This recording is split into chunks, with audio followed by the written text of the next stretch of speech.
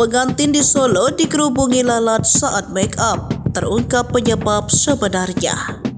Nasib pilu dialami seorang mempelai wanita di Solo, Jawa Tengah lantaran dikerubungi lalat tepat di hari bahagianya. Lalat-lalat tersebut ramai berkumpul di bagian wajah hingga tubuh mempelai wanita yang ketika itu sedang dirias. Pun saat mempelai wanita sudah dirias dan mengenakan baju pengantin, ratusan lalat tersebut enggan juga pergi dari lokasi pernikahan. Nasib pesta pernikahan yang turut dihadiri ratusan lalat itu viral di TikTok usai diunggah oleh salah satu akun pada Kamis 25 April 2024. Dalam video tersebut tampak pria yang sedang kesusahan menggoreskan make up lantaran wajah mempelai wanita yang berkali-kali dihinggapi lalat.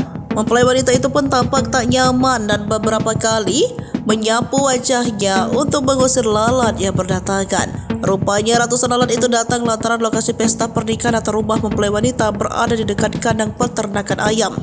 Dikerubungi lalat selama make up karena lokasi make up dekat dengan pabrik kandang ayam.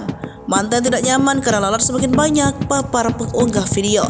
Alhasil pengantin yang seharusnya melakukan foto pun tampak kesusahan akibat serangan lalat-lalat tersebut.